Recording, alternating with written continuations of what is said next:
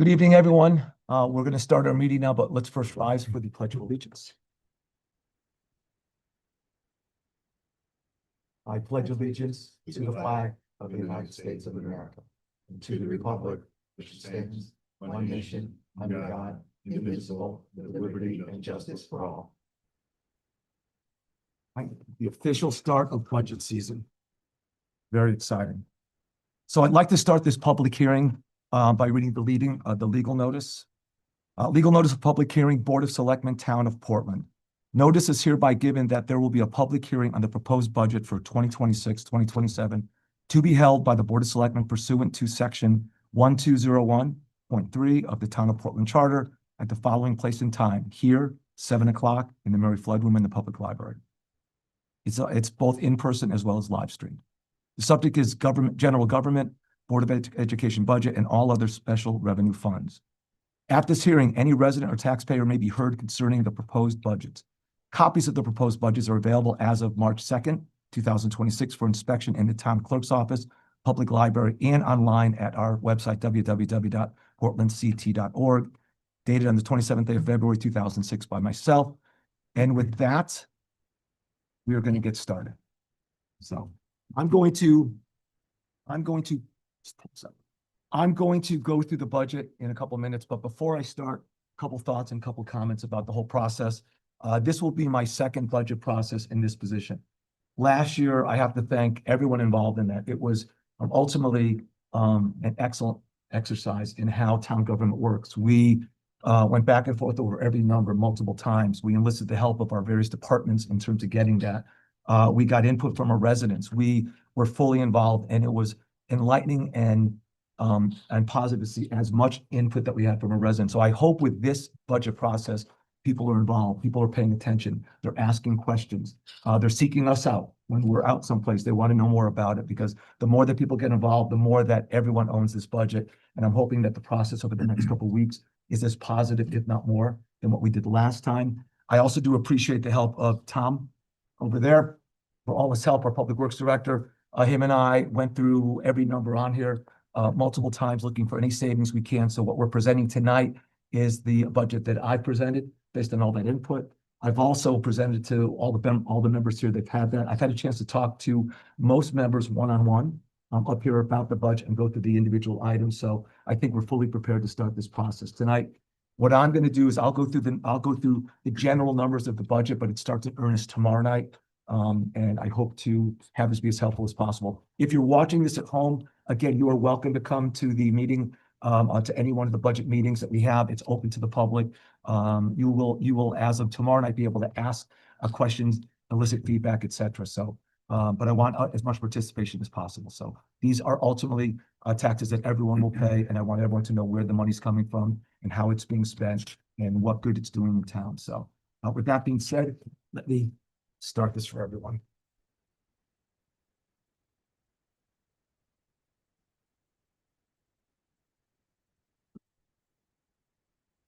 And you got, while he's getting that set up as well, as I mentioned, this will be a starting point. We've come to the best number we can based on a number of unknowns, but the process starts after this in terms of figuring out what we're exactly going to do for each one. So next slide, please.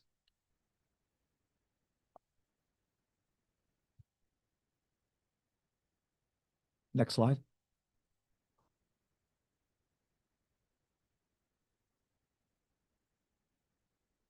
There we go. So I will be reviewing the agenda from the current year regarding the general town proposal. The Board of Ed proposal will be done by Dr. Britton, who's also here, and we will end with public comments.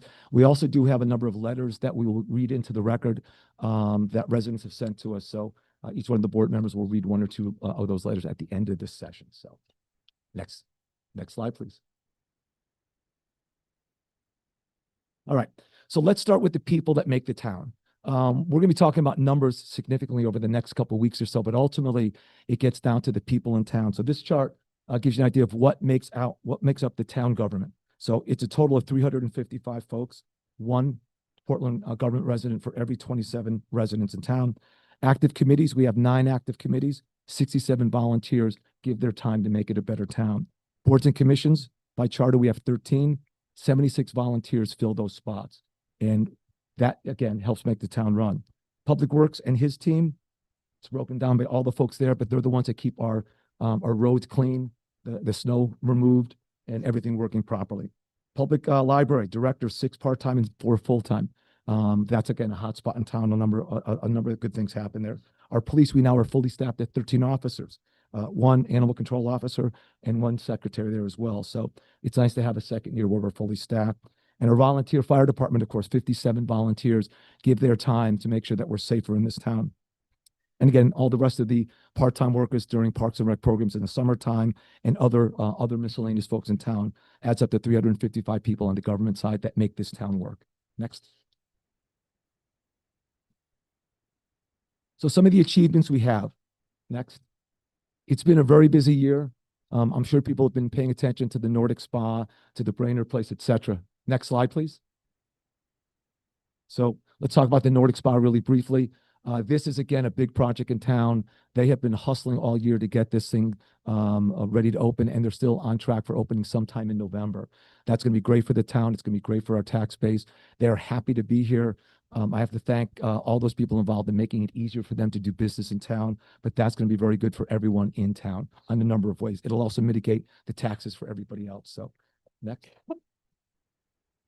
The other big project on the other side of Main Street is the Brainerd Place project. That's a mixed-use project, $50 million plus. It'll probably be closer to 60 by the time they're done with this project in the next 2 or 3 years. They are adding stores. They are working on their second building as a CO right now. They are renovating and getting the 3 historic buildings fixed up. So it's moving along nicely. One of the interesting things about this project is there was a lot of pushback initially on this because it was a big difference. It was a big change to it.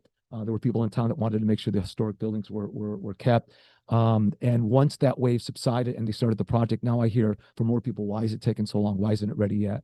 So that project looks to be done by the end of 2028.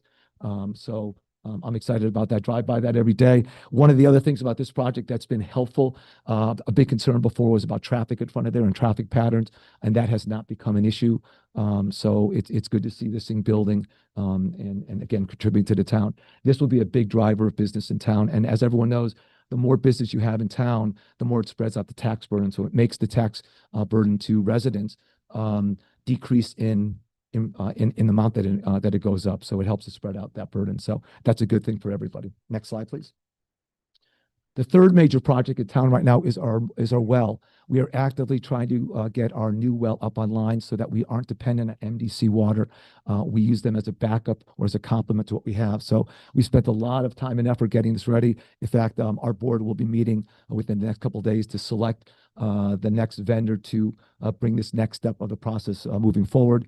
We're still looking at the end of 27 to get this well completed. And then it gives us a couple months to make sure all the tests work and it's all hooked up properly. But this is online. We have a number of people on this board that are actively working on this project. I welcome the help. And again, at the end of the day, we will have more control of our water supply, which means that we can manage the cost of that water for the rest of the town and increase growth in the town. We can expand the system. So this one I'm excited about. It's one of those boring infrastructure things that make a huge difference with everybody. So next. Public Works projects. We have a number of projects that we'll be doing over the next couple months. We're working on sidewalks on Main Street, Homestead Avenue at Highland Avenue. We're going to pave the parking area on Middlesex Avenue and create some handicap parking there. We're going to also pave the entrance to the Riverfront Park. So that'll be nicer as well. We're working on Brownstone Avenue, improving that this summer by cleaning up some of the brownfield and making that more a better view for everyone in town.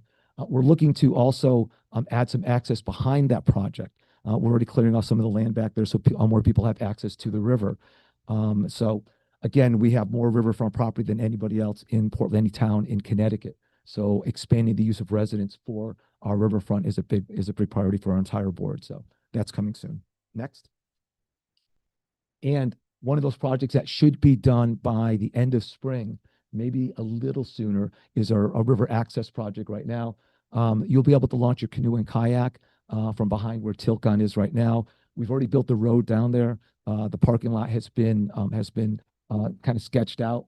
Now that the spring is almost here, they'll be able to kind of continue that project. But that's going to be a really great thing for the town. So there's been no public access to the river over the last 50 years from what some of the old timers in town have told me, maybe even longer. So it gives us public access to that. So we're very excited about that. Personally, I am as well. And we will let everyone know when that's ready to go. But that's, again, one of those small projects that's going to mean a lot to the residents of town. Next.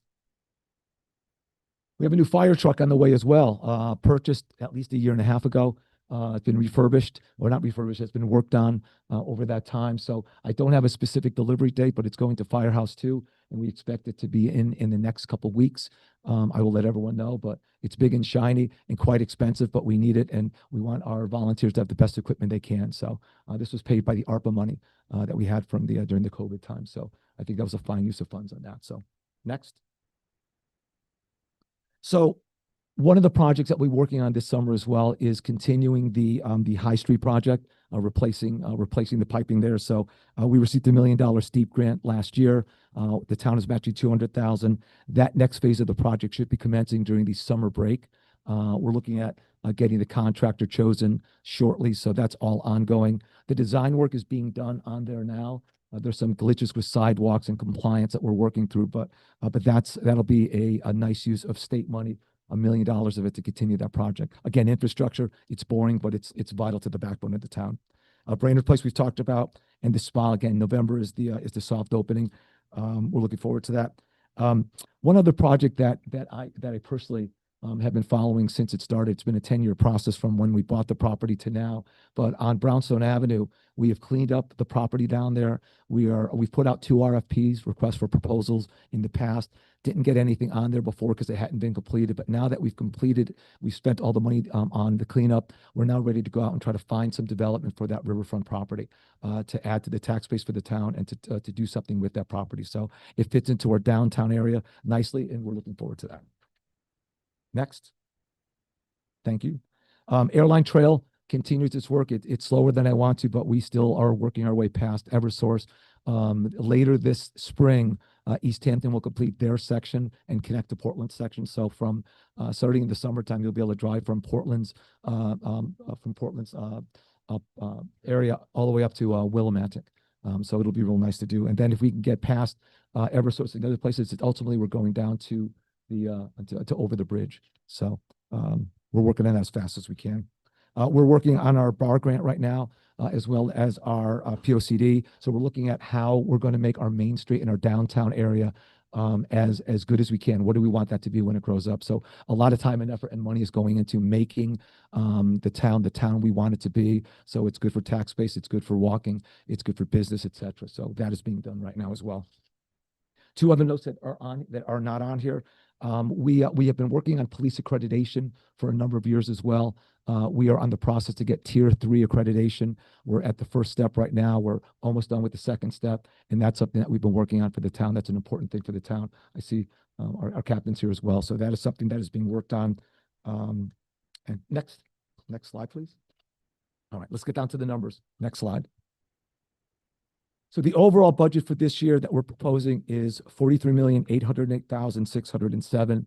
That is a 4.88% increase over last year, broken down by the general government, $16.5 million, and the Board of Education, $27.2 million. Dr. Britton will cover the Board of Ed specific costs after himself. But one of the big drivers for both our budgets this year in particular has been the cost of healthcare and health insurance. We had a big hit this year on that. It's happening everywhere, not just here, not just in Connecticut, not just in New England, throughout the country. Their insurance has just gone crazy. So if there was one difference between the budget I proposed last year and the budget I'm proposing this year is that as one of the big drivers. There are other things as well, but you would be surprised how little goes up on the material that we buy, the service contracts that we have.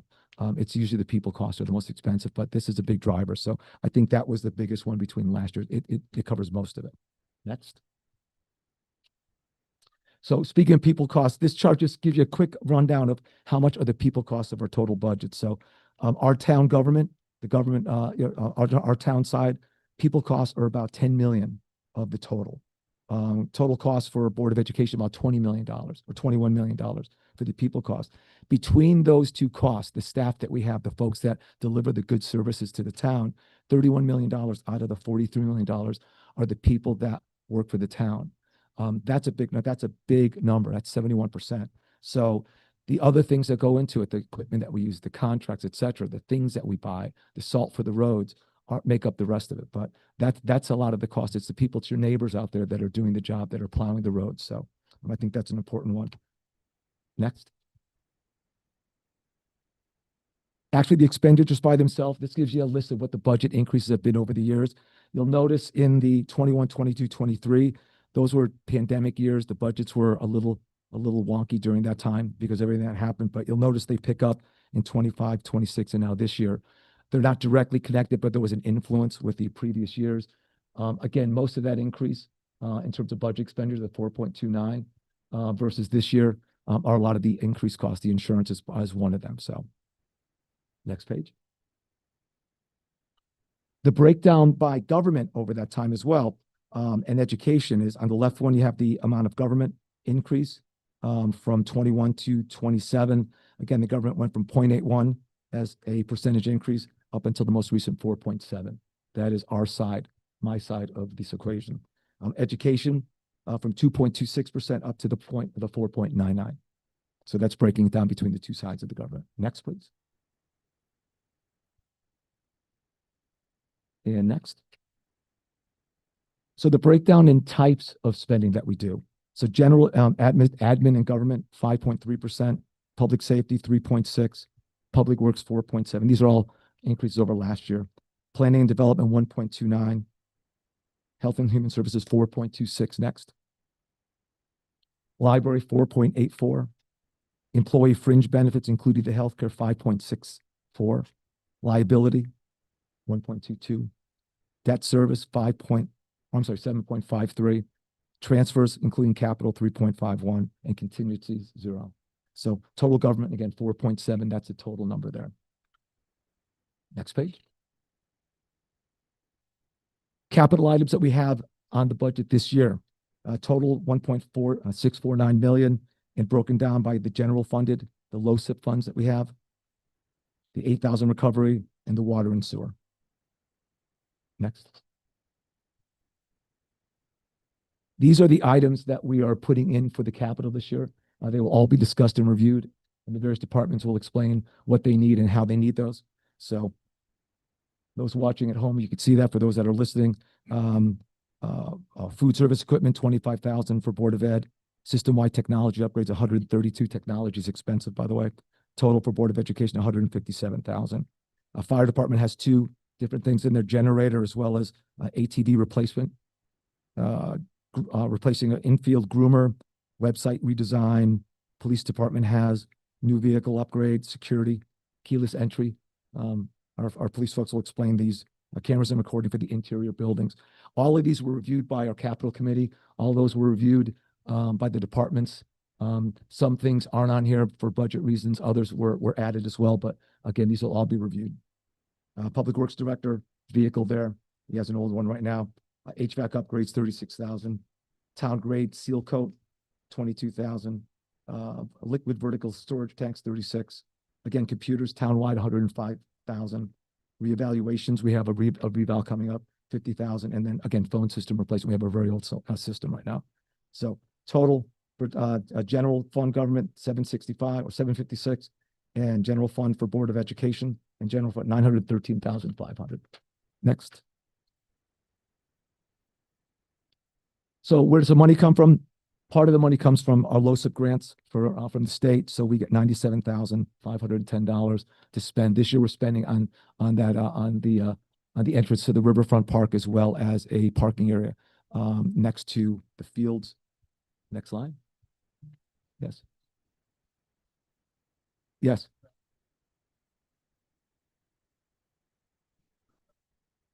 Yes. Okay, thank you. Overhead doors. Wait, because we all missed that, huh? Overhead doors, got it. 67,510. The number's correct. Okay, thank you. Right. Next. And next. So this gives a breakdown by percentages or by $100 on what the numbers are, and it gives you a little history for each one. So general government administration, we're at 4.29 now, and it's ranged from 399 to 427 last year. But public safety, 6.54%, public works, 6.53, planning and development, 0.54, health and services, 1.0, library, 2.06, same as last year, fringe benefits, 9.2, risk management, 5.7, et cetera. But total general government operating, about a third of the business, 30.74. Next page. Debt service and transfers are also listed there to complete the total general government. And then Board of Education is listed at 62.13% of the budget, total 100. Next. In revenues. Next page. All right. State revenues, we received $5,351,000 from the state. It is the cost share for education, as well as the miscellaneous government funding that we get as well. So that's where that money comes from, 5.3 million. Next. The proposed fees, what we charge to residents for various things, other fees that are charged for businesses, for the departments, is 1.69 million or million this year. So that's a slight increase over last year. So that's where we get some of that funding. Next. Investment income, the markets change over the years. So this one is a decrease from last year, but that's the total investment income that we're expecting this year, 306,000. Next. All right, this is a number that people are going to hear. So the mill rate, after all the numbers that we've looked at right now, we're proposing a 1.89 increase. And that raises approximately $1.6 million to be able to make the budget whole. Next page. Grand list changes. So our grand list for this year, for this budget cycle, is $977 million. I was hoping that we would hit $1 billion this year, but we have not. Some of the things that were applied to this year is we had 23 vets last year that were able to get 100% of their taxes taken down, which is fantastic. They're entitled to that. That was about a $3.3 million reduction on it. But we did grow a little bit on the grand list. Only other comment about that that's worth noting is with the projects going on right now, we've looked at grand list over the next 10 to 15 years for another project that we're working on. And with the Brainerd and the Nordic and whatnot, I expect that number to grow pretty significantly over the coming years. But right now, we're at 977.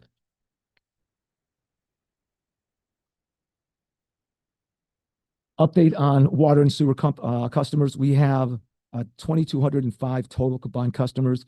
One of the impacts from this year versus last year were some of the new Brainerd Place customers. They now have about 100 total residents in both the buildings right now. So that is slowly coming on. We expect to see more next year, but that's the total number as of right now. Next. Right now, water drives $2 million right now into there. That's an increase of 69,000 over last year, or 3.4%. Next. Sewer income there, $1.4 million, an increase of 5.97% over last year. All right. So this is just a thumbnail sketch of all the numbers that we have. We'll be looking at each individual item going through, and this is what the schedule that we have. So we'll be back here tomorrow night to discuss the specific numbers. We have a couple other of the departments coming in tomorrow night. Those also are posted on the website. We will do several meetings for deliberations. And during that time, it is, again, the public is invited to come down here and either watch or be down here for it as well. I'm encouraging people to do that. We need to approve as a board the budget by April 8th. That's our target right now. So that's what we're working toward. And then at that point, we will have a town meeting on May 4th in the cafeteria for any other residents that want to come there and discuss the budget. And then with all good speed, we're hoping that by May 11th, we will have the folks out there agree to the budget that we put together here and vote in affirmative. And that is all I have. Dr. Britton.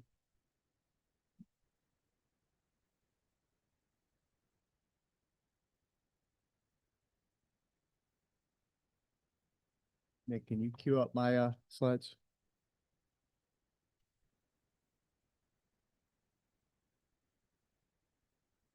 All right, why don't you advance to the first slide there?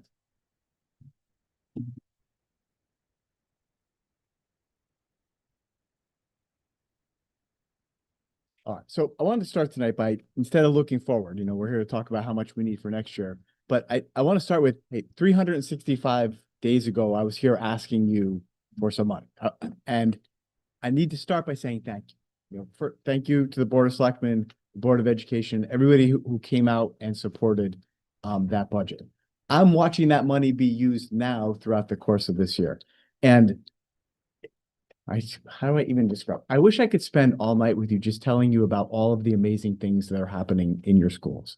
But on every front, academics, athletics, arts, extracurricular activities, co-curricular activities, your kids are doing amazing.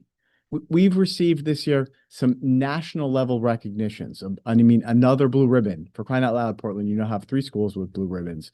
That's an incredible accomplishment.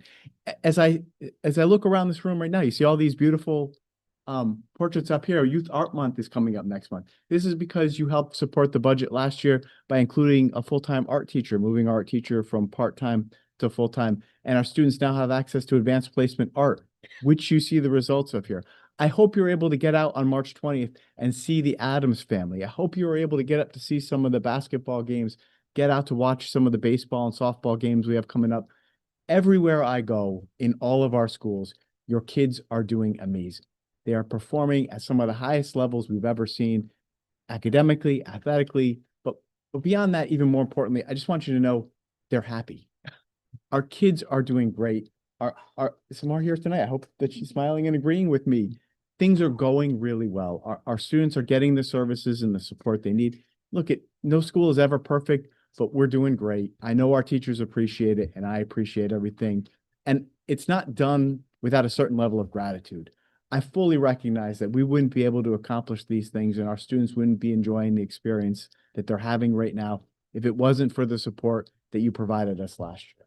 So before we start looking ahead, I want to take a minute to look backwards and say thank you for all that you did to get us where we are today. And that started last year when I was here with you. But now here I am again. I've got my tin cup out. We've got to move forward, and I've got to talk to you about what we need to continue to maintain the momentum that we have in the schools. And if you could jump to the next slide.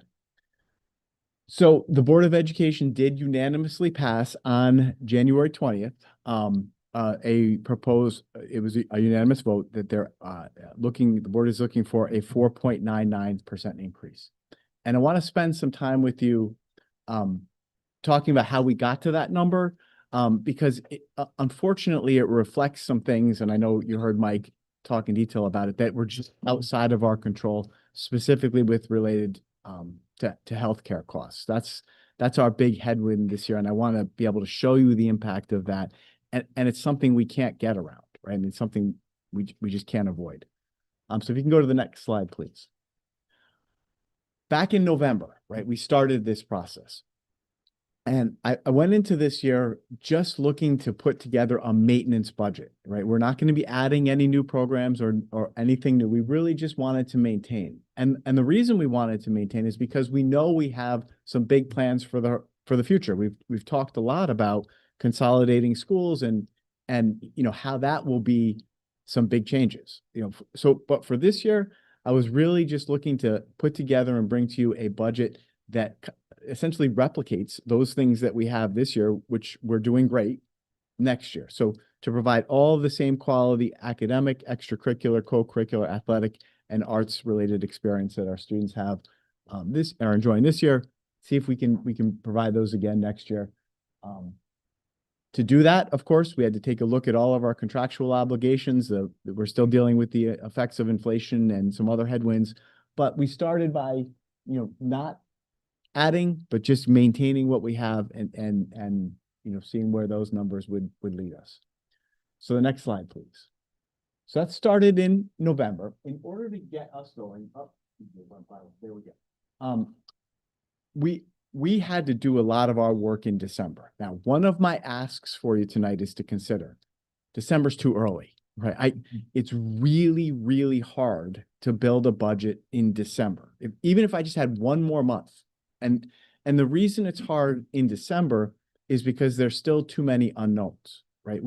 In December, when I was building this, we didn't know what our health costs were going to be. In December, when I was building this, we were still negotiating 3 contracts. We were still finishing negotiations with our custodians, our paraprofessionals, and our transportation contract. In December, we're starting to make best guesses about what student support service needs are going to look like for the year. It's really hard, to deal with those unknowns and to make projections. And then, of course, for our student support services people to look ahead 18 months to be speculating about what we need. So if there's any way going forward that we could just move the calendar up a little bit, I would appreciate it. I think it would enable me to bring a more accurate budget to the board. And then, of course, once the board approves it, get a more accurate budget to you. But we did our best.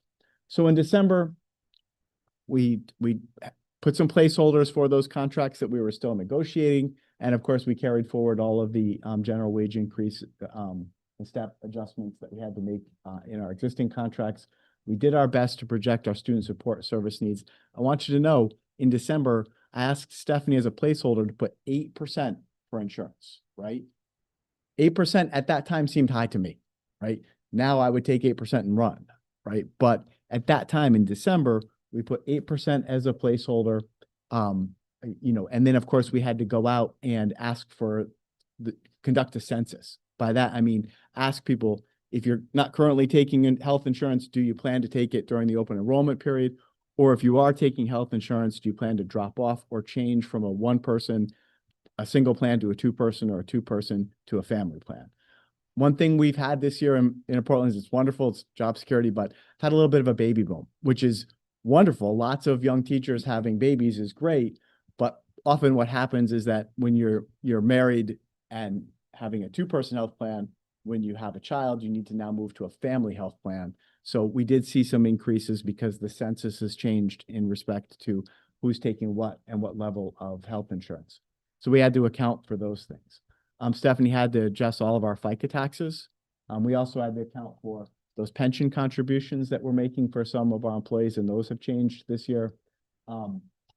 Minimum wage has gone up, so we had to account for that, especially with respect to our substitute teacher rates and the fill rates that we have, which is much better this year, which is great.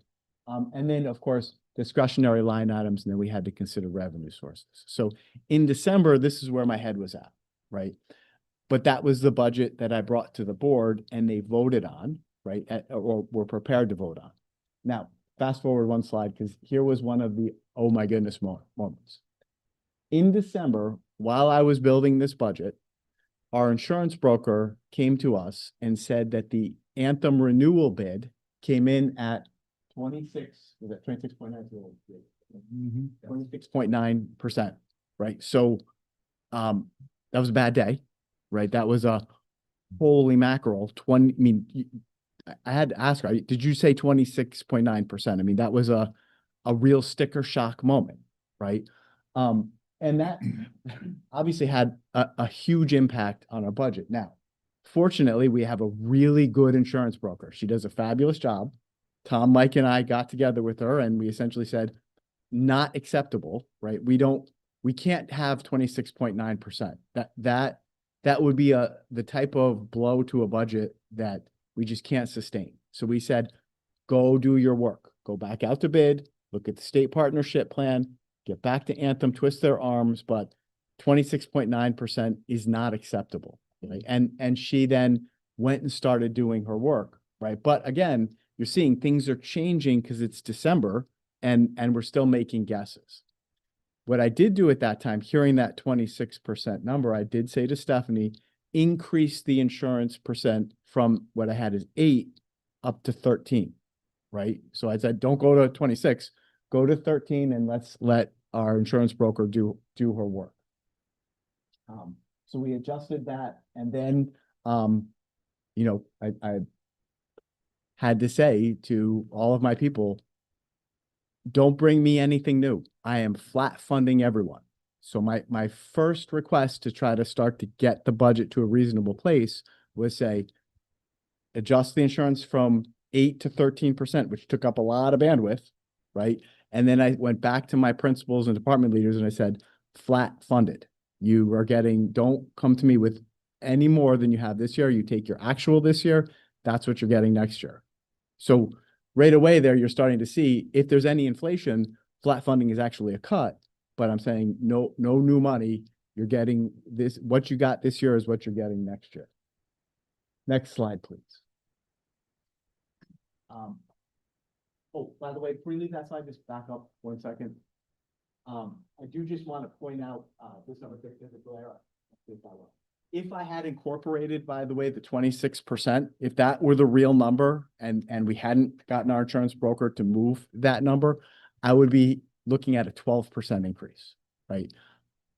Obviously, I'm not going to bring you a 12% increase. That would be a number that would not be acceptable to the Board of Ed or to you. So with the 26% increase, we were looking at a jump in our budget that wasn't going to be acceptable. So in December, what we were doing is clearly hoping our insurance broker would go do her work and bring that number down. But I had to start making cuts. I mean, there's no way I'm coming to the town with a 12% increase. That would be, it would be unacceptable. Next slide, please.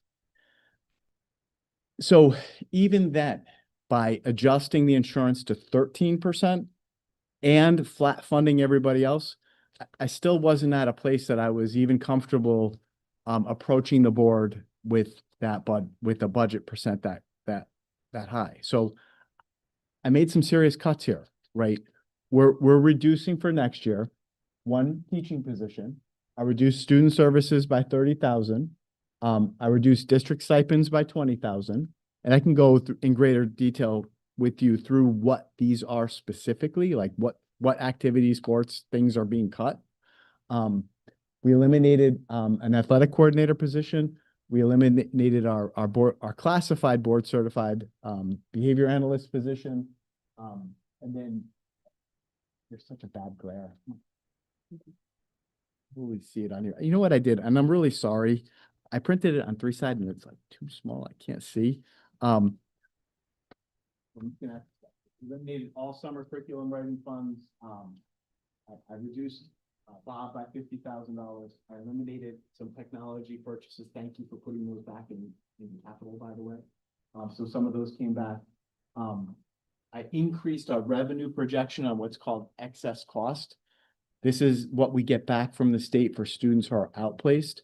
By the way, this is a little bit of a gamble. If you remember 2 years ago when I had a pretty significant deficit, that was caused because the excess cost came in well below 60%, which was a shock to us. We are hearing from our legislators that they're confident that funding is going to be more stable, but this is a little bit of a gamble. So I did increase that to 72%. And then I said to all of the departments and buildings, yes, I flat funded you. Now I'm cutting you 2%, right? So first they came to me with their requests. I said no to all those requests. Now I'm cutting them more, right? All of this, by the way, caused by a 13% health insurance increase, which unfortunately I have bad news. It's coming. So these cuts were made. Now, I don't like any of these cuts. These cuts are going to be very hard to manage. And if additional revenue becomes available, I would love to add some of these back, especially starting with that K-6 teaching position. I do not want to see class sizes increase, but that's what we might be looking at. Again, all of this was done in an effort to offset that draconian health insurance increase. Okay, next slide, please. Okay. So at that point, again, in January, I went to the Board of Education with the 4.99% increase. There is something for everybody to dislike in this budget, right? There is something on the teaching and learning side, lots of major cuts in here. And I understand 4.99% is higher than I'd like it to be, right? So really this is a nobody liked budget, right? But I think it's fair. I think it's honest. I think it's transparent as it could be. And that's what I brought to the board. We had lots of spirited discussions. I think the board would have liked to have added some things back right? But I think the board also recognizes that 4.99 is likely the place where we're most comfortable and we feel like we would be most reasonable with the taxpayers. So the board did unanimously adopt the 4.99% request without too many adjustments. Okay, next slide. All right, here was the problem. And this is why it would have been helpful if the board, instead of voting it on January 20th, were voting on this on February 20th. Even a 1 month forward would have been helpful. In that 1 month time, from January 20th, when the board adopted it, to now, things have already changed. We got the insurance renewal bid. It wasn't 26%, but it wasn't the 13% that I put in. It came in at 19.7%. So this is a significant jump for all of us. And because of that, we have to now add 127,000, or I should say, find $127,659 in the budget to account for the difference between the placeholder I asked Stephanie to put at 13% and the actual renewal bid that came in now at 19.7%. Additionally, we did settle our transportation contract, and we have to add 16,000 more for our transportation contract. And we did settle our paraprofessional contract, and we have to add about $2,000 more based on that settlement. So even right now, this is the important message here, and this is why it would be nice if the calendar were more forward. With the board's 4.99% increase, we're currently in $146,399 deficit position. Now, I'm not asking the board nor you to increase the budget beyond the 4.99%. I will find that money. Stephanie and I are, if you support this 4.99% budget and the voters can support this, Stephanie and I will find the $146,000. It will require additional cuts. And it's also going to mean I can't add some of those positions back, which is a real bummer. But I'm hopeful that, and we'll get to the revenue side of this and some opportunities that are in this budget, that the revenue side of it might help claw back some of this deficit and some of the positions that we're cutting. Okay, but as of right now, even at a 4.99% budget increase, I'm still in a deficit position based on the settlements that came in after the board adopted the budget, right? And again, this is why, if you would consider at some point moving the calendar forward a month, it just buys us that extra time, especially with insurance, to know what the real numbers are, so we're not having to constantly change. Next slide, please. So this is kind of a bar graph here. It gives you a picture of how all of the things or areas of our budget break down. Next slide. Now, I quickly want to run through each of the areas of the budget, and they're all broken down in your budget. But in general here, salaries, overall, this accounts for a 3.25% increase. These are general wage and step increases across all 5 of our bargaining units and our classified employees, but it also does account for the reduction of those positions that we took out. That's where we ended up. So increase of 3.225% in our salary line items. Next slide, please. In our benefits, this was the big hit, right? So the board adopted budget that you have in front of you is 13.07% increase, but the actual is 15.66 because the board adopted the budget before we got the final numbers on the Anthem renewal bid, right? So that's the deficit, but you see here the big increase of 15.66, which is a function of that health insurance increase. And also anticipated census changes as people have moved within their benefit plans. Next slide, please. Purchase services. Here we see a 17% increase. This is an exciting opportunity right now. This, even though it's an increase here, could soon become a revenue generator. One of the the increases in here is the money, about $50,000 that we're going to ask the town, just the Board of Education is looking to rent a house, lease a property right here on Main Street. When you go out tonight, it's right there. Like it's right next to the police department. The blue house right next to the police department, we want to rent that house for our transition program. Now, our transition program is for 18 to 22-year-old students. These are students who are still part of our responsibilities and student support services. You probably see them out in the community all the time. We want to move them out of the high school onto Main Street so they can become a part of the community. Here's the exciting opportunity that comes with that. If we do this and we create this, we have some really cool, I don't want to go into great detail. I get all excited and spend all night talking about it, but there's an amazing opportunity to work with the library and build a little bookstore and have an incredible space for our students receiving between ages 18 and 22 years old. It's going to be so great that our expectation is we're going to begin tuitioning in students from other towns as we build this program. So really, we're seeing this $50,000 increase here as an investment, because one student tuitioned in would more than offset that. 2 or 3 tuitioned in, and now we're starting to talk about a revenue stream that would greatly offset it. So while you see a 17% increase here, what we're trying to do is build the capacity to generate additional revenue that will quickly offset that and some. And then, of course, that and some would help us offset the deficit that I identified tonight and potentially get me to a position where I might claw back some of all those positions that I cut. So while this looks like an increase, it's not really an increase, it's an investment in creating the type of program that we believe would attract individuals from other towns to our program. Additionally on this, before I leave it, if we move our transition program out of the high school to Main Street, that leaves the space at the high school available.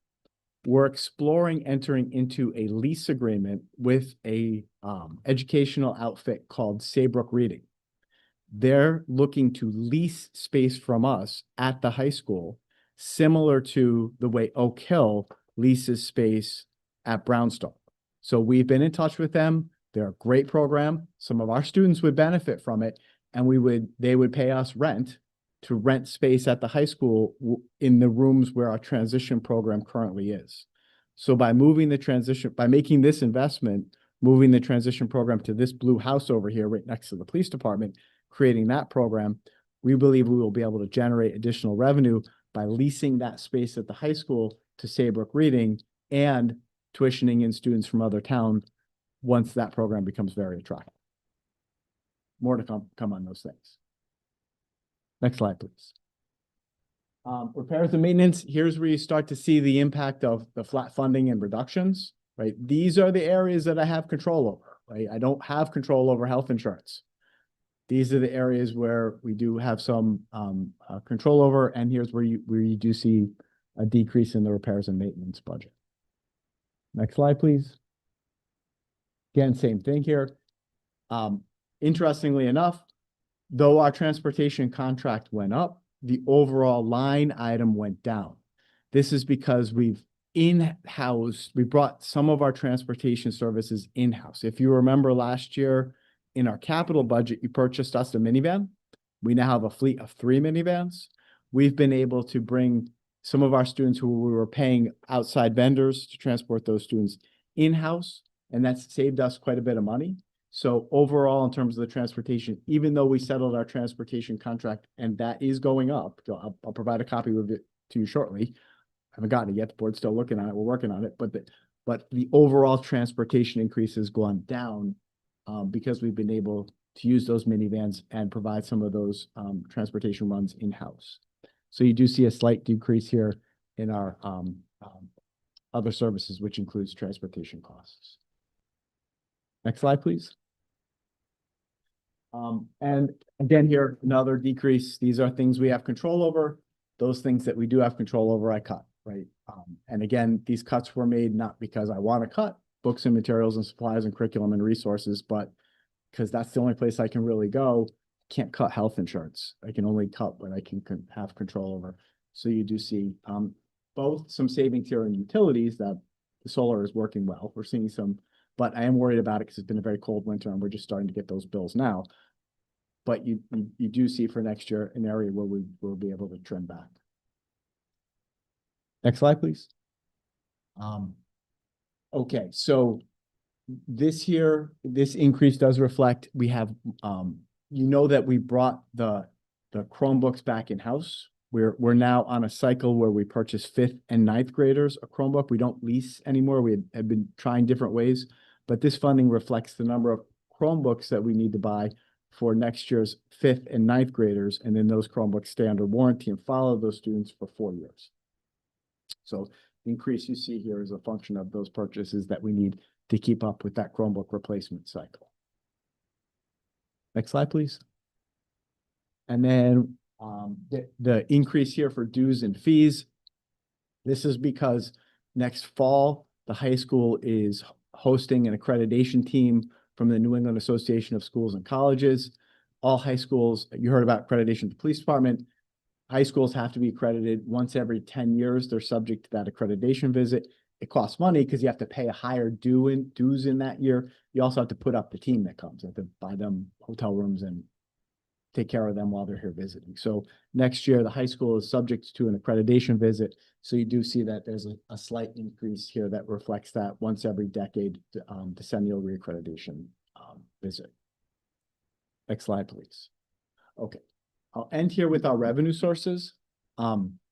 This is all of the federal and state funding sources that we are anticipating next year. Some could go up, some could go down, but we're pretty confident in these numbers. Now, 2 things I just want to point out, which are sort of gambles. The first one here is terms of our open choice at 590,000. This anticipates that we'll have 59 open choice students next year. This year we have 48, so we need to open an additional few seats. The board has authorized us to do that. We are out marketing Portland to Hartford students, but we are hoping that we have 59 open choice students. Again, that's that 5% number that's going to be very important as we talk about reimbursement rates that we've set for our goal to retain seats for our open choice students. The other one I want to point in the, do I have the equalized cost sharing grant? I don't have the equalized cost sharing. I do. Thank you. Equalized cost sharing grant is up there. Now, I'm optimistic, right? The state has not raised the foundation amount for the ECS grant since 2013, right?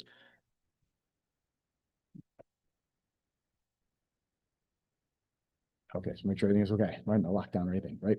So all of us, including the Board of Education, and there are a lot of people out there at the state capitol, even now, advocating for the first time since 2013. We know what prices were like in 2013, and we know what prices are like now, for the state to increase that base amount. I'm hopeful. I think this might be the year that the state does increase that. We'll know soon, right? It's working through legislative hearings. I'm following those bills closely, and this one appears to have some traction. So if the state, for the first time since 2013, increases that base amount in the ECS grant, that number could go up. So again, part of my anxiety about presenting to a budget that's already in a deficit position before we make any additional cuts, which I'm hoping we won't, but is already there, could be offset if at some point this legislative session, I believe our legislators do the right thing and increase that base amount.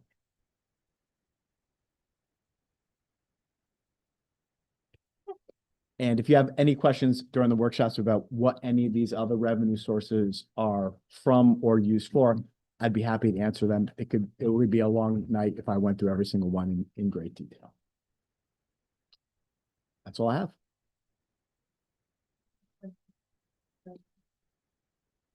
Sure. Yeah. Sure. So the 18 to 20-year-olds that are in our school system, are they from Portland? Yes. So Are they held over? yeah. So the law changed, and students who are identified as students. Please, in case, we wish you didn't come up. Please repeat the so question. People on TV will know. Got it. So the question was about who are these 18 to 20-year-olds? It's actually 18 to 22-year-old students that are still in our schools. So we're responsible for providing educational services to students who are identified as special needs students and carry an individualized education plan up until age 22, if they choose not to take a diploma at age 18.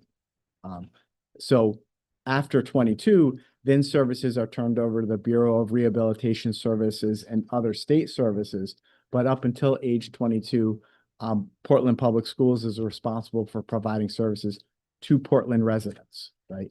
If an 18 to 22-year-old, this is what we're hoping, lives in another town and wants to attend our program, which is, we're trying to make our program a lighthouse program, a magnet program that folks could come to, then we would work with that Board of Education for them to pay us tuition to bring their student here.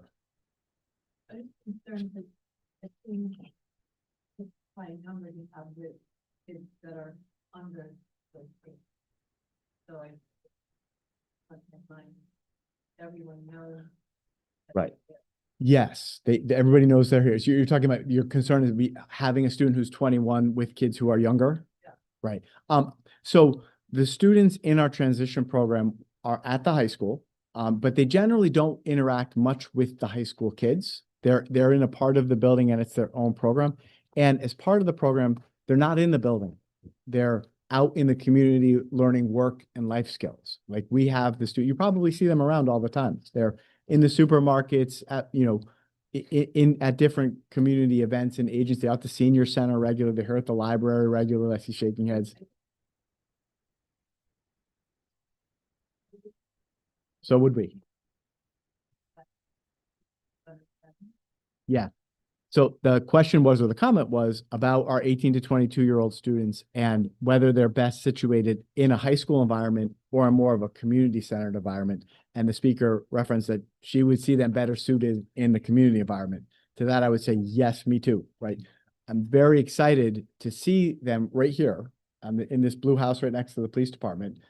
And what they're going to do there is have their own learning environment, but their own community environment. We're talking about potentially a coffee shop, bookstore, really neat opportunity for students, 18 to 20-year-old adults, I should say, to develop the kind of life skills they'll need to be living as successfully and independently as possible. 2024, I spoke to 2 workers up at the high school during the summer. And said to them, there's a ripped screen on that side building of the high school where the kids were doing the summer program. Okay. I spoke to 2 different workers and I said, there's a screen that we know. Oh, okay, as long as you know, Yeah. looks like somebody cut it, get in, 2024. Yeah. 2025, I went up there, same screen, so I went to inside the building. I spoke to 2 of the janitorial people. Asked the Tanya, who do I tell? Yeah.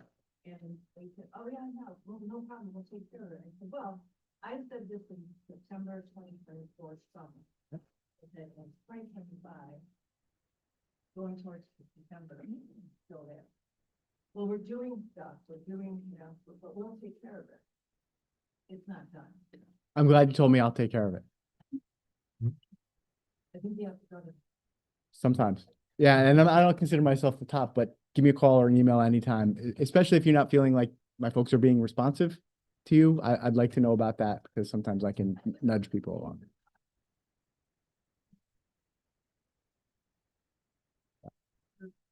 It's at the high school. I'll find it. I got it. Yeah, thank you for telling me. I do want to add something real quickly. The transition program is a wonderful program at the school. I know many of these kids from when they were younger as they've grown through that. So it's a great way for them to kind of incorporate into the town and get some life skills. So wonderful program. Yeah, absolutely. I just, the high school part of it, these high school kids, some of us, depending on the year, Right. some kids are more mature, Absolutely. even if you ability, it's still be Absolutely. Let me know more about that. Absolutely. Hopefully you'll be getting a cup of coffee or buying books from him soon. That's the dream. So. Yeah. Any more public comments? Yep, if you could go up, you have to go up there. Well, you have to identify yourself. Oh, that's okay. Does anyone want Charles still up there to answer questions or no? Okay.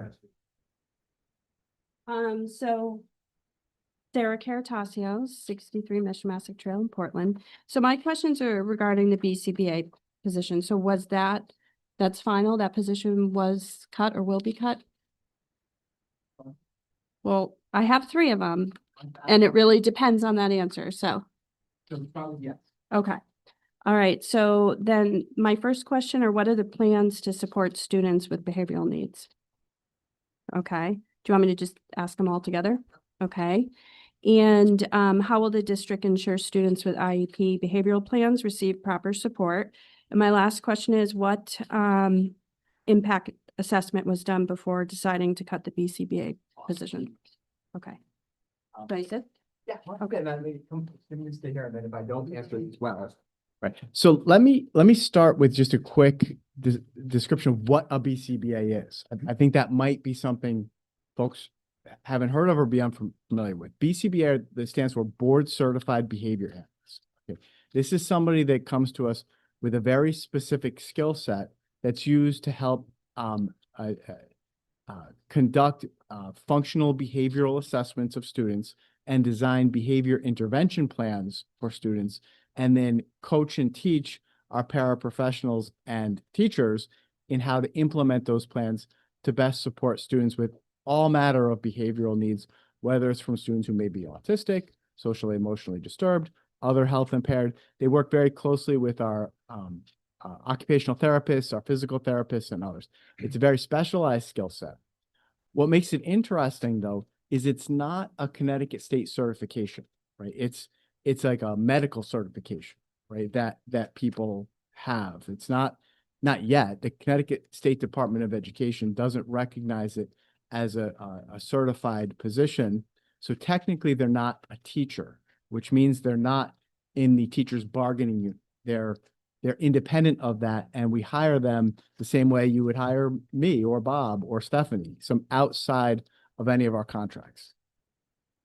That makes this individual expensive, right? That position is something we purchased because otherwise the decision here is you're either going to pay a person to do that or you're going to pay a vendor. Like you're going to pay as a contracted service somebody at $150 an hour to come in and do it. At some point, the numbers make sense that you have a person in-house do it. And that's why we've done it. And ultimately, at that point, those services become a savings to you, right? Now, here in this case, we're not getting rid of the BCBA position. What we have is a school psychologist in districts who's a member of the teacher's bargaining unit, who is also a licensed board certified behavior analyst. So what we're eliminating is the non-unionized classified board certified behavior analyst position and moving over the teaching position to do those services of a board certified behavior analyst. That does leave a cut, though, in that school psychologist position. That is something I have to figure out, right? But to answer your question directly, services our students need from a board certified behavior analyst will be provided by a board certified behavior analyst. It just won't be the person we have now. That was a lot. Did you follow those?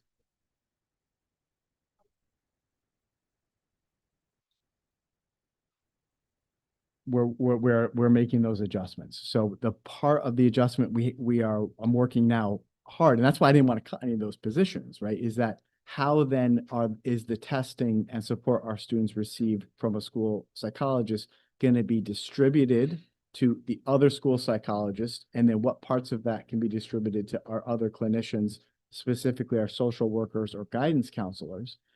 And, or if we have to hire another position, could we get another school psychologist position, which would be significantly less expensive than a classified BCBA position?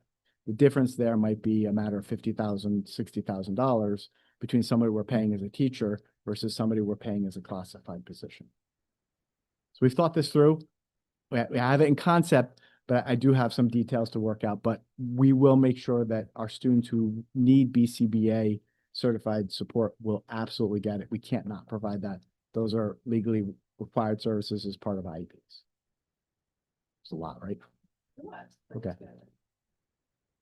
Yeah. Yeah. We won't have a gap. Yeah.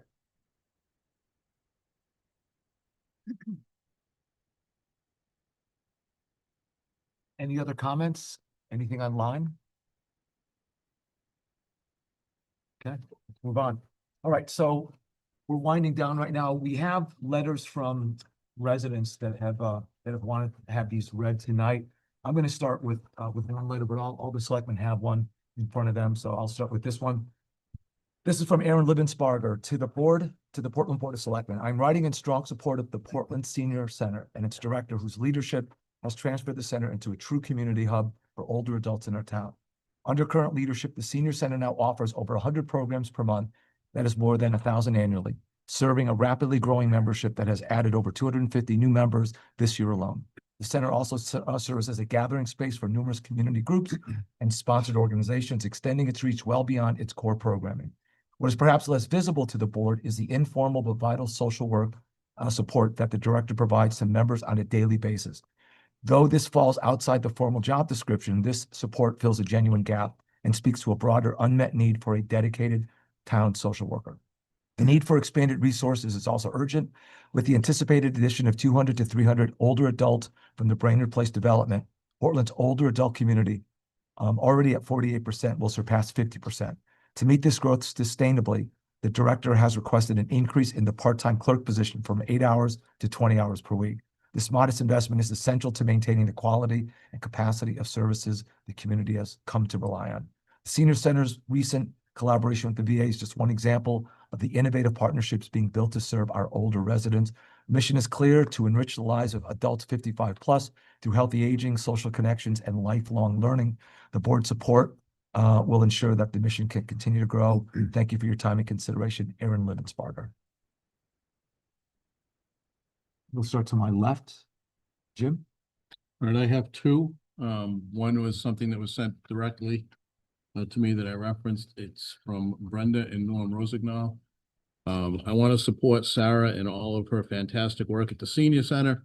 She recently took a class for dementia and Alzheimer's to support the caregiver and individuals affected. There are so many positive programs that welcome Portland residents. It's a pleasure to attend the center. Great staff. Thank you. And again, that was Brenda and Norm Rosignol from, I believe, Lake Street or Lake Road in Portland. Oh, and by the way, once you've read the letters, I'll need those back to, we have to put those in the record. Yep. So, all right, thank you. Well, you're not getting my points. Deal. But I can send you a copy of it. And then this one here from Marilyn McGrath to the Board of Selectmen. Says that it has been my pleasure to teach the Cooking for One class at the Senior Center for the past 2 years. This class has evolved into so much more than just cooking. While the class focuses on easy meals that not only taste and look good, it also provides a nutritious balance for a healthy diet. Cooking together and then sharing the meals we have made, bringing friends together, both old and new. We share this meal with laughter and life stories. When food is shared, mind, body, and spirit are joined in a satisfying way. We have tried, tasted, and enjoyed all types of meals from appetizers to dessert. We meet on the first Monday of each month. Guests are always welcome. Bring a container. There is always something good to take home. Sincerely, Marilyn McGrath, instructor, Cooking for One. And I have two letters as well. The first to the Board of Selectmen from Alexis Ciccarello, 40 Riverview Road, Rocky Hill, Connecticut. I'm writing in support of increasing the Portland Senior Center budget to include an additional 12 hours to the administrative clerk position. 2 years ago, I retired from the administrative assistant position that I held at the center. At present, I serve as a temporary administrative clerk, a position I've held since January. Upon returning, I have experienced firsthand the substantial increase in the workload at the center due to the growing need for medical rides by the senior community, the addition of new and beneficial programming and events, the rise in membership and the broadening need for the social services that the senior center provides daily. Currently, I work 4 hours, Mondays and Wednesdays, at which time I am on task throughout the entire time I am there, answering phones, registering new members, registering people for programs, scheduling medical rides, signing people up for foot care, taxes, congregate meals, and addressing general questions. While I am doing my required tasks, Heather, the administrative assistant, is equally busy addressing her job duties, which are many. When I'm not there, she must take on the responsibilities I mentioned above. Quite frankly, I'm not sure how she manages to do both. No doubt the stress this creates is sure to lead to staff burnout and negatively impacts the quality and quantity of services the center can provide to the community. The additional clerk hours would provide the support needed daily for the center to run effectively. I therefore respectively ask that you consider adding additional administrative clerk hours to the senior center's 26-27 budget. You must know that the senior center is a vital hub of the Portland community. It is a vibrant, caring, welcoming place for an ever-growing senior population, and it is certainly worth the investment. Thank you for your time. One. Right. And the other one to the Board of Selectmen, this is from Kenneth Kearns of Portland. I am writing to ask the board to support an increase in funding to the Portland Senior Center. With 20% of Portland citizens over the age of 65 years, the Senior Center serves as an important resource for our seniors.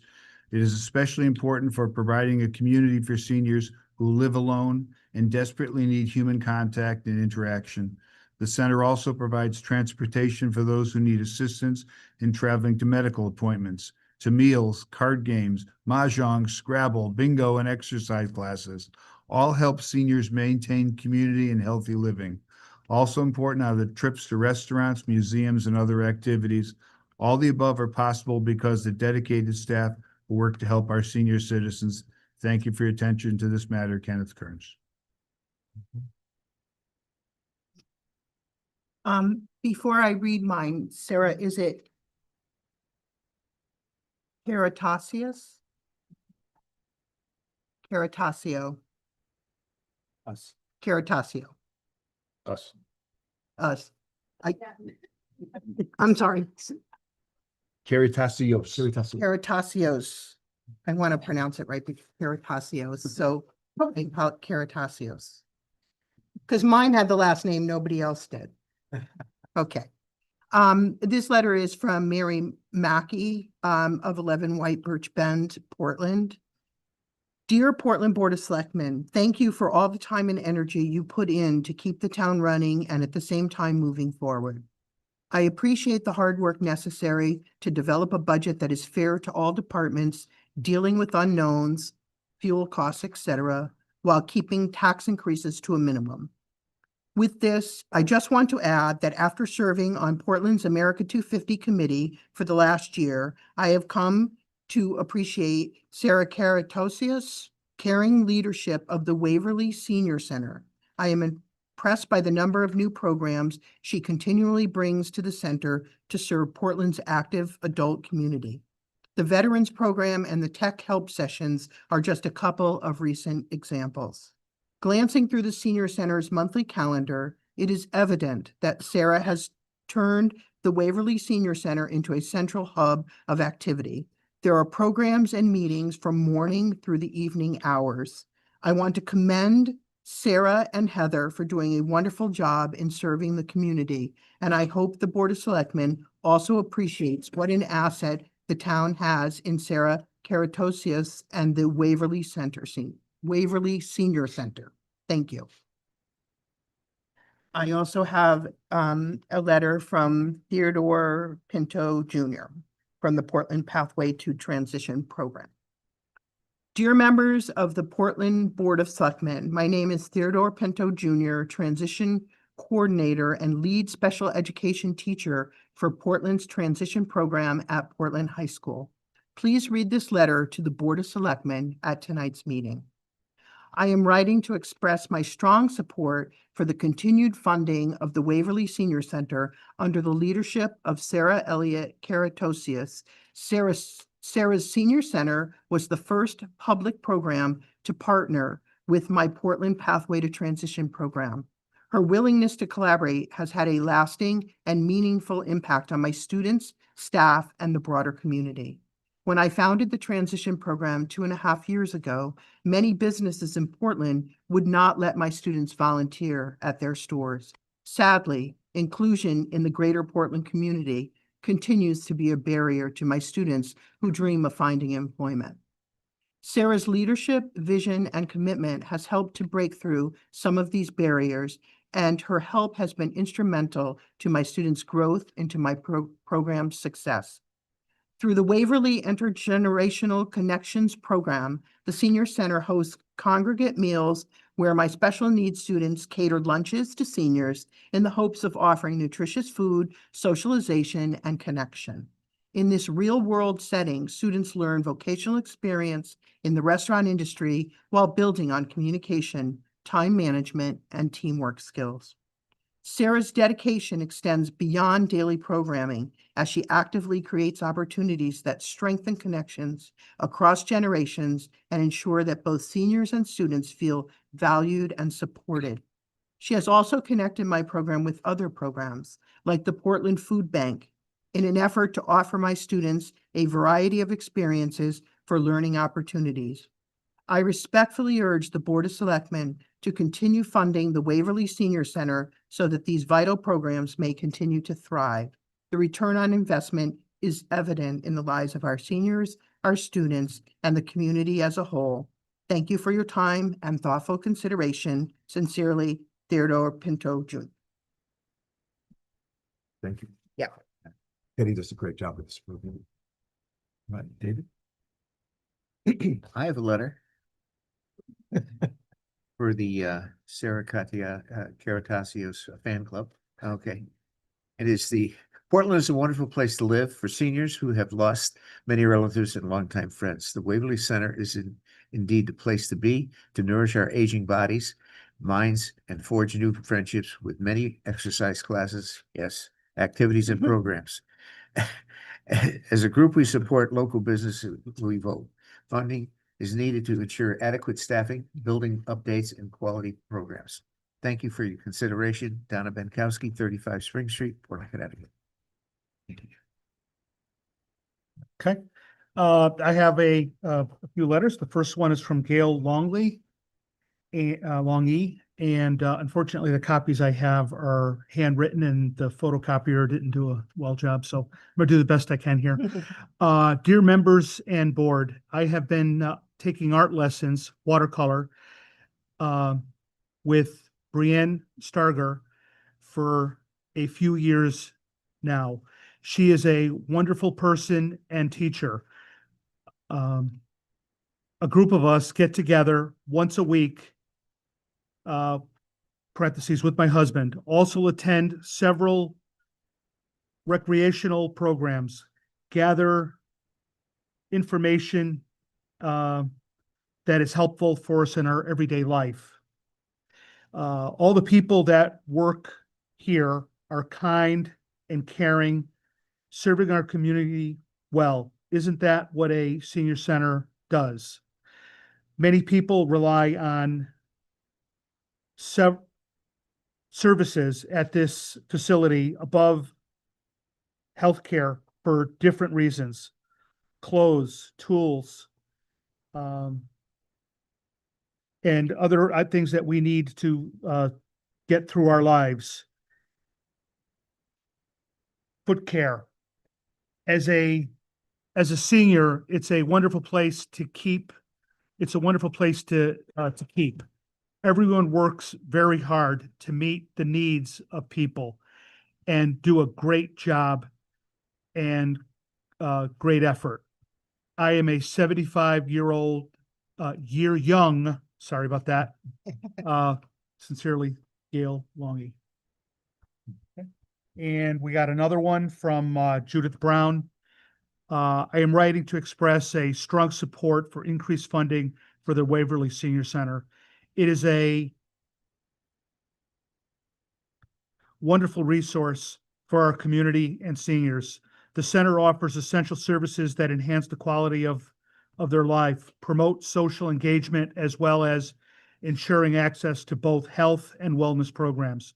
In recent years, the demand for services at the Waverly Center has grown significantly.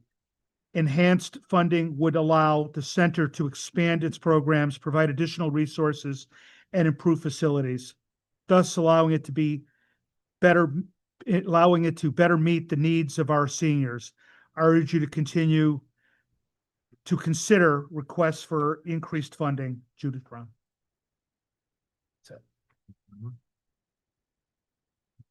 Vinny took mine and read it. Nice job. Well played, sir. Seniority. Was not bad at all. All right, so I have just one more letter from Lisabino, but I want to thank the board members for reading that. It literally brings these letters to the folks out there. They want their voices heard, and you helped their voices be heard tonight. So thank you very much.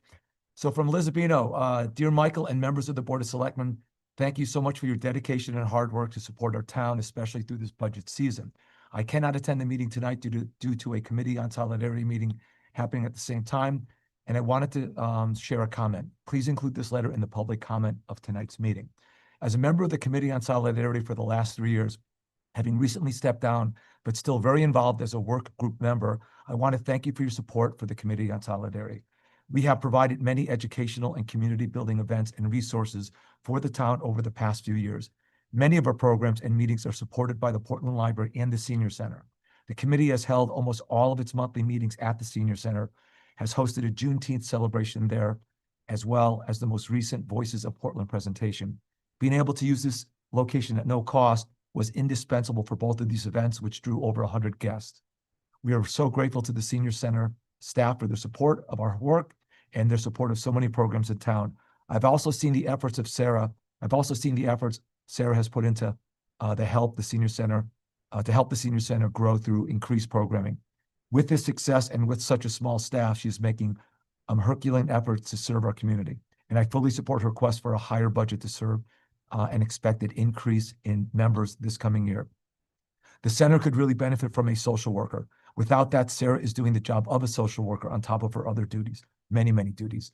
With the increase in services and the needs she is responding to, please consider additional funding for these essential contributions to our town. The Committee on Solidarity has also receives a huge amount of support from the Portland Library. Jennifer attends almost all of our meetings and co-sponsors many of our events, some of which are held at the library. Library staff has supported our Juneteenth celebration, and Jen helped us to apply for a grant for the Voices of Portland project, among many other ways of helping. We often use the library's registration system for our events that they collaborate on. I support Jen's request for the upgrade to the website so that it can be fully accessible. The library is a cornerstone of our community. We are so lucky to have our amazing librarians and programs they offer. Thank you for your helping our town of Portland to serve, educate and support its residents. Lisabino, 19 Scenic Drive. Thank you. So we had a lot of people wanted to reach out and have their voices heard today. I have to thank Sarah for all that you do in the town. It hasn't gone unnoticed. One of the things I hear from seniors in town over the years is there's many things for the kids. We're going to talk about schools and renovating schools and all the activities going on in town. But when you become a man or woman of a certain age, over 65 or 70, whatever the age is, there aren't as many things going on. It's more difficult to get to places. Transportation is concerns, shopping, doing social activities. So I recognize the need. It is a lot of work to do. I don't know how you get all the work done that you do and decide to write a book or two in the whole process and raise a family and run a business. But it is seen by the people that have written. It's seen by the people that are here tonight. It is seen by me and I think every member here. And it is the people like that. It's the town employees that we have that are doing the roads. It's the teachers that are out there making a difference every day. This gets done every day, unseen by most people in town. And it's nice to see the recognition that is befalling you tonight and others that are out there. So, and it is a privilege for me, and I believe it's a privilege for Charles and everyone that works up here or for the town to try to make a difference in this town, right? Life is hard, but we're all trying to do this together. We're all trying to help each other out. And it's one of the things about Portland. It's a small community, and we do help each other out, and we do bond together, and we do make a difference. What we did with Courtney, what we do with others that are in need. And it's one of the reasons why I love this town. I've adopted this town. I've only been in this town 25 years, and the townies out there say that's 50 years too short, David. But it is nice to see that, and it does make a difference. And I think that's, I think it was well said by the folks that called, that wrote in tonight. So With that, I'm about to call for a motion of adjournment. I know you're ready to jump on it any second now. But just a reminder of the meetings coming up really quickly. Tomorrow night is when the fun starts. We have a meeting tomorrow night, Public Works and other related funds, Ground Maintenance Division, Parks and Rec. I'm sorry, excuse me, I was one off. It's general government tomorrow, finance, debt, fringe benefits, liability insurance, transfers and others. That means Tom will be doing some discussion. Public Library, Jen, and Board of Education will be discussing it tomorrow. So I invite all residents, if you can, watch, come out and pay attention. There will be a quiz at the end of the budget process. So, and if you do not pay attention, you do not get to complain once the budget passes, if it does pass. Mike, you're having a. Yes, No, there's a couple of us like to say something. absolutely. I guess you're representing for both of them, huh? Just state your name and your address and speak loudly and proudly. I don't doubt that. I have to lower this a little bit. Yes. Okay, my name is Joe Carta. Is it going through here? Okay, all right, good. I'm not a Portland resident, but I am an employee of the town of Portland. And for the last, I believe, 7 years, I've been a bus driver for the senior center.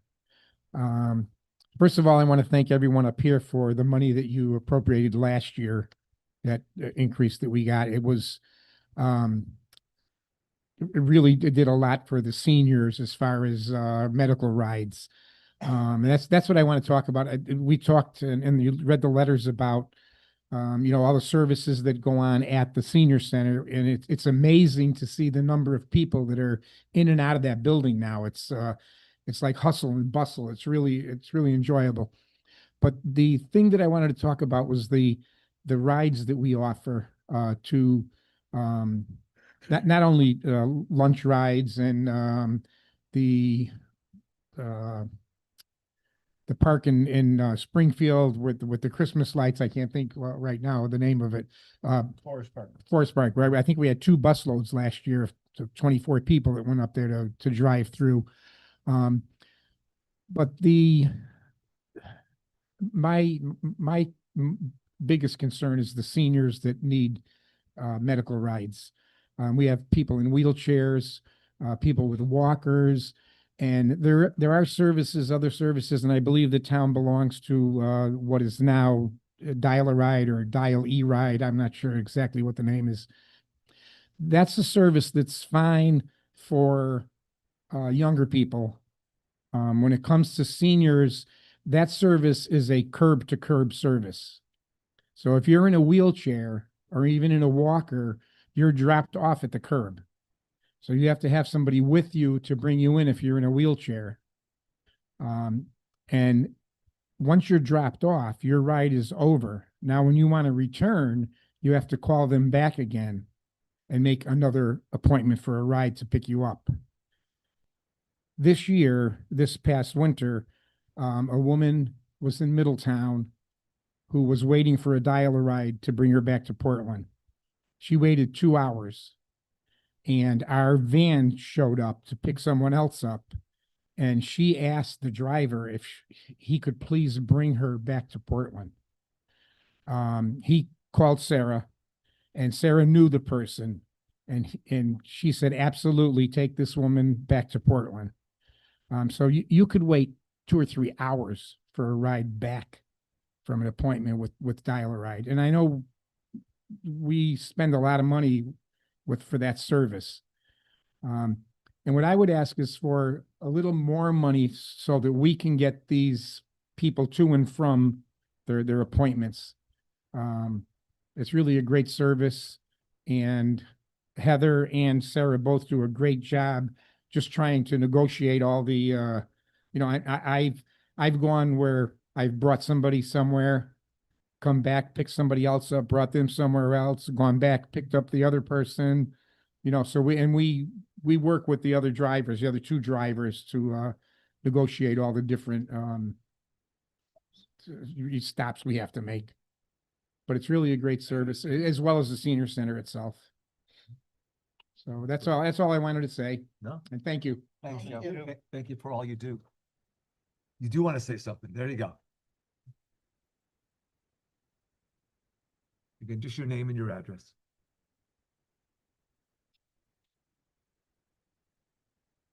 My name is Elaine Cody. I live at 383 William Street, right here in town. I'm also chairman of the Senior Advisory Board for the center. And I just want to say that I am also very much so in favor of having some more funds so that we can have, you know, your administrative assistant, because really the senior is center. There are so many people, like you've heard, are in and out of there. And a lot of people are, you know, very happy with a lot of the programs, and that they've had so many more this past year than we have ever had. Plus, I mean, with the high volume of people coming in and out, you know, the phones are ringing, you know, people are in and out, and it is, you know, I think it's difficult to work there.